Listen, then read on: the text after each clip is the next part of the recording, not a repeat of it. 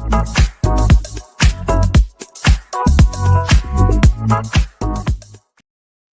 everyone and welcome to the FPL Duo. We are here for the final FPL podcast stream for obviously Gameweek 38. So yeah, this is the last podcast that we'll do for obviously this interesting season that we've had. So yeah, it's going to be obviously all cards on the table for this stream. Obviously you'll see what plans we have upcoming for our final moves, and then hopefully finishing on a very strong and high, obviously highest rank we could possibly sustain. So yeah, obviously before we get to this video, guys, make sure you give this video a like, subscribe for more, and leave a comment down below if you wish as well.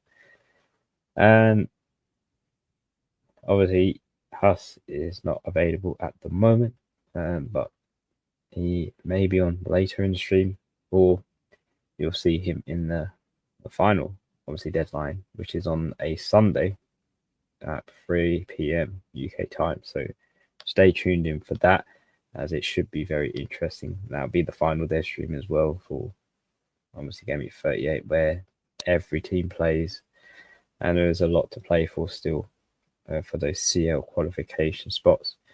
But without further ado, let's get into obviously Gameweek 38. Let's sort of tuck in and see. But before we do, just a little recap of our teams and how they done in Gameweek 37, because obviously not every game finished by the time we did the knee-jerk reaction last Sunday. So now we have all the points and the official rankings of both of us.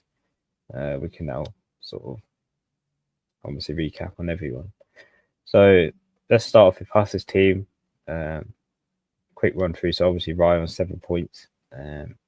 Nice result, obviously, for Arsenal during that fixture, and a big, obviously, win for them as well.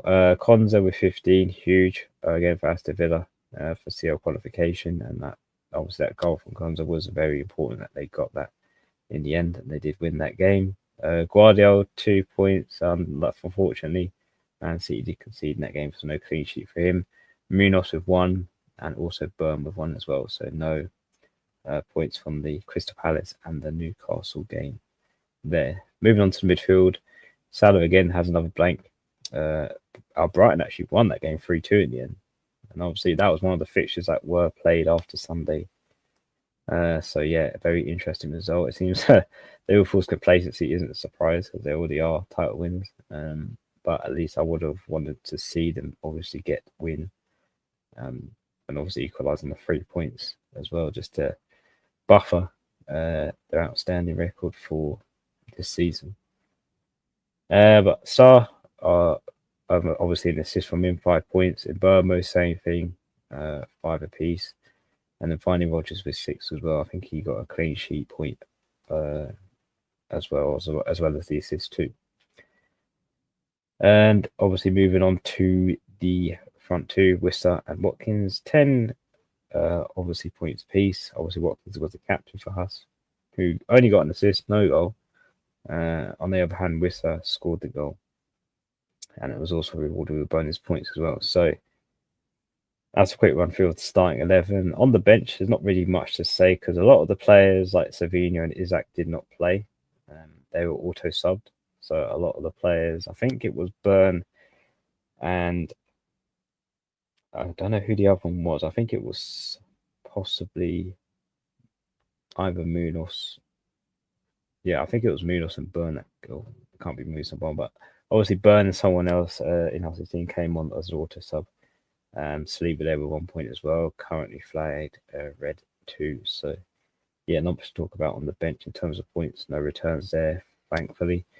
And that is a total of 64 points for us to total the game week in 37. And it's a green arrow of 323, not a massive one. Very small marginal one, but a green arrow nonetheless. Quickly moving on to my team, where obviously I activated the free hit chip for Gameweek 37 as a late obviously chip strategy. It in fact worked beautifully. It could have been a little bit more, better. Obviously, I could have got 100 plus points, but I'm quite happy with what I got from this. Obviously, this late free hit. Obviously, Pickford in goal got 6 for the clean sheet at Southampton, followed by Mikalenko as well, who got bonus points on top of his clean sheet.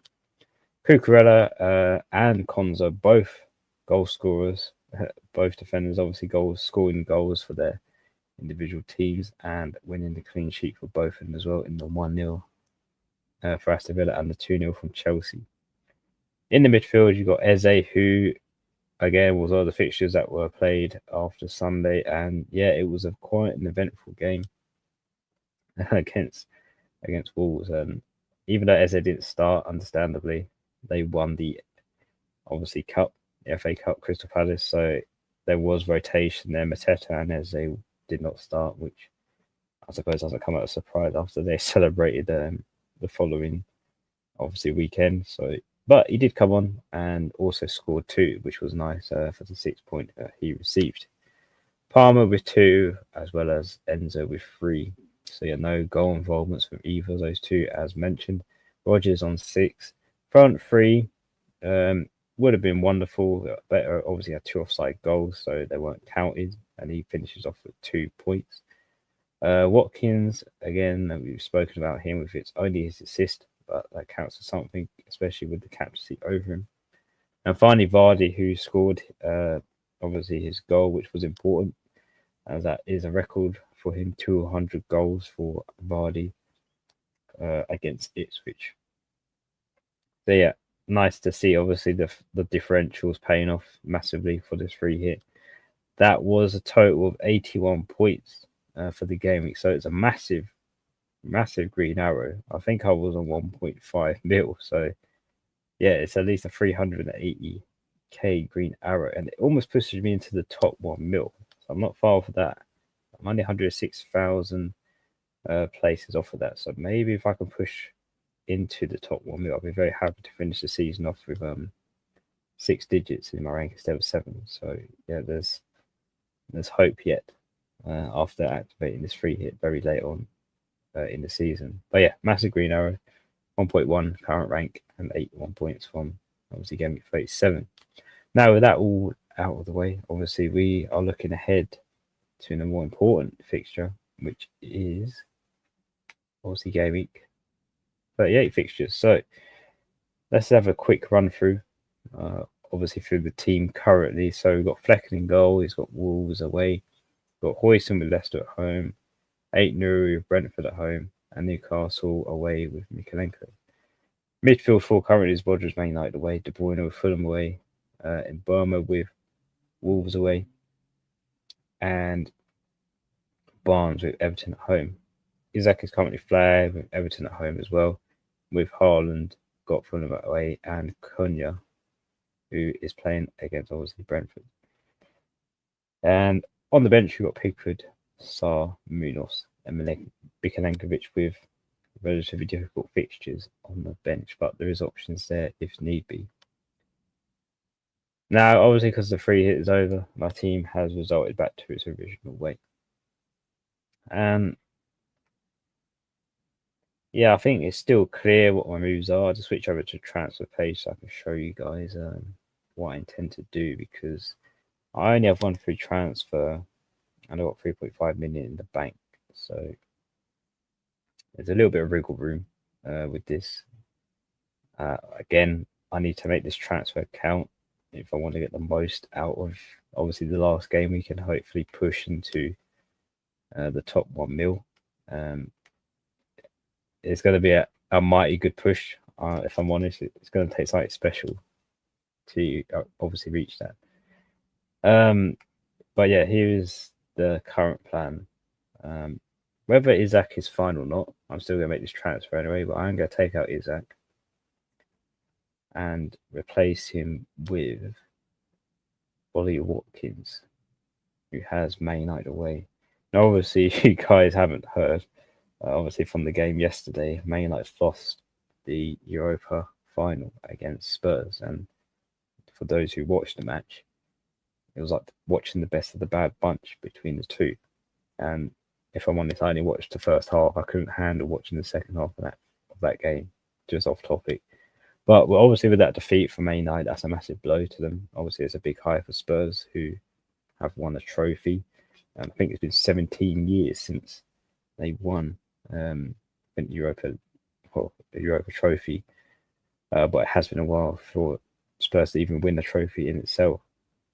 But regardless of that, I have gone with Watkins, who has let's say, a defeated Man United team. There is a lot for Aston Villa to play for comparatively to Man United now. There's nothing. They can't get relegated. Like I mentioned many times before, there is nothing they could play for apart from their pride, and even that at the moment is very hollow, just from that final defeat. And it's just the way they lost. It wasn't a team that you could really say that the loss was in effort.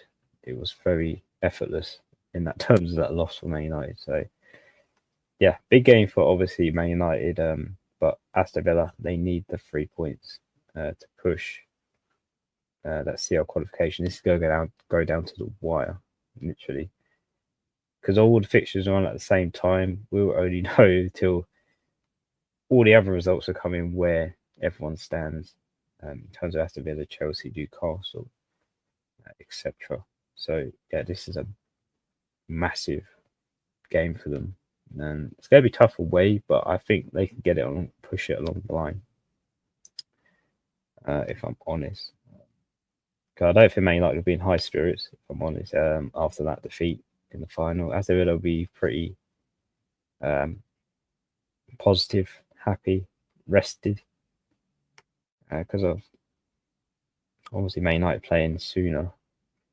I could give players from Aston Villa a little bit more momentum in the game.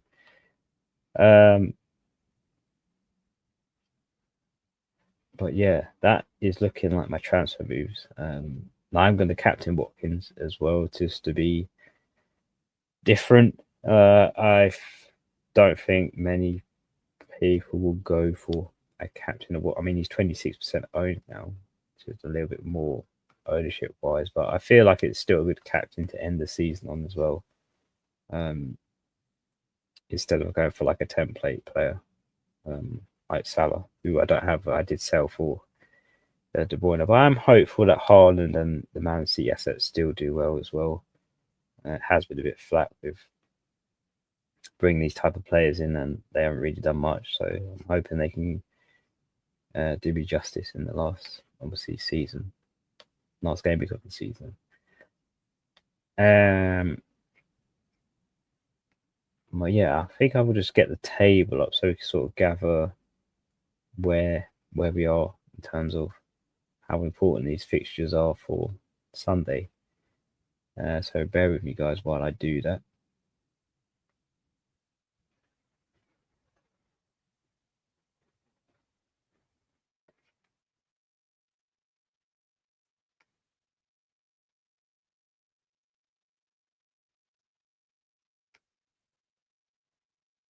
So yeah, currently on the screen you can see in terms of the placements from 3 to obviously 7. I mean, Nottingham Forest has a 3-point gap between Man City, who are currently first. There isn't a lot in this. 3 teams, Aston Villa, Chelsea, Newcastle, all on the same amount of points. The only thing that separates them is obviously the goal difference. Aston Villa's not so much affects it because they only have 9 goal difference, but Chelsea, Newcastle, their goal difference could obviously change and swap around because their goal difference is only 2 between them. But yeah, in terms of Aston Villa, they have to hope that Newcastle and Chelsea lose, or at least draw, for them to actually get CL qualification. And I think it's the same boat for Nottingham Forest. They have to hope that either Chelsea or Newcastle United drop points for them to get CL qualification. There's a possibility of them for obviously getting Europa League, which would be also nice, but then they'll want to obviously target the big, obviously, Champions League instead. But it is going to be close. There's not much into it. I mean, we could solidify that Arsenal have got second place now because of that win at the weekend. So it's only really third, fourth, and fifth placements, obviously, and sixth. So there's only those spots up for grabs, those 4 places, and between those 5 teams, one will miss out on any type of qualification. At the moment, it is not the Forest, but that can all change. It's hard to know who's going to be the ones to drop, who is the ones going to win. But I think the more important match is, because they both play each other, is Nottingham Forest and Chelsea. Because Nottingham Forest can leapfrog Chelsea if they win that game, or Chelsea can extend the lead, and then there's no chance for Nottingham Forest to get any type of good result from that. Unless they draw against Chelsea, then they could get Europa League. But yeah, the ball is in Nottingham Forest's corner for that. So they desperately need the win if they want any type of qualification from obviously the season. But we'll see. Let's take a few comments in the chat while we discuss Gameweek 38. So first was Sol. My team is cooked. Time to take a hit for fun. I mean, yeah, it may seem like that, the way that Gameweek 38 went. A lot of the template players blanked, especially if you captain Salah as well. Another blank for him. And even though Liverpool scored 2 goals in that game, there's no goal involvement from Salah whatsoever. And that's not been just one game week where that's happened. That's been a couple game weeks now. And obviously that may be down to complacency and whatnot, but I would have thought Salah would have liked to break a few more, obviously, records before the season is over. But maybe there's one more chance for Salah to do that in the last fixture. Just going to see who Liverpool have in the last fixture, which is Crystal Palace. And it's a home one against Anfield. Salah could do the business there if need be. But yeah, I think the way Gameweek 37 went, it didn't go all the right directions for many people. But yeah, a lot of teams did struggle for points unless you have like Cucurella, Konza, and players such as that in your team. The ones that are not really relatively owned, who scored big for the template. But yeah, it is one of those weeks where if you had a rough, obviously, week, you might be tempted to take a hit for fun. If you've got nothing really to play for now. But yeah, I mean, it has been a roller coaster of a season. And yeah, I can't wait for obviously next season to see what surprises that has hold. But yeah, in terms of obviously the rest of this stream, normally we would do like clean sheet probabilities, etc. But because it's near the end of the season now, it's a little bit more tricky to do that because you're basing it off of one fixture now rather than obviously more than one, having 5 in a segment. So yeah, that's the reason why it's a bit different for obviously this game week 38. Very minimalized, just showed the team, bit of obviously the table, the progression of the player of the teams, of the clubs, see where everyone is, and obviously we'll recap that on the final day, which is Sunday, and we'll take it from there. But yeah, if I switch back to my other screen, I'll show obviously my team, my transfer page. So I am, for those who have late coming to the stream, I'm going to use my 1 free transfer to take out Isaac. And whether he's fit or not, I'm still going to do this transfer anyway because I'm looking for a captain. I'm going to take Isaac out and then replace him with Ollie Watkins, and hopefully he can manage to score against Man United. I have no doubt he will. Either from Rodgers or Watkins, I think it's a good game for Aston Villa. Yeah, I just don't see Man United holding off an informed Aston Villa. I mean, look at the win rate. They've only lost to Man City, and that was 33 since then. They haven't lost since Gameweek 27. So they've had 8 wins in between that gap of 1 loss. So they are in quite good shape, I think. So hence why Ollie Watkins is certainly coming into the team as my last transfer.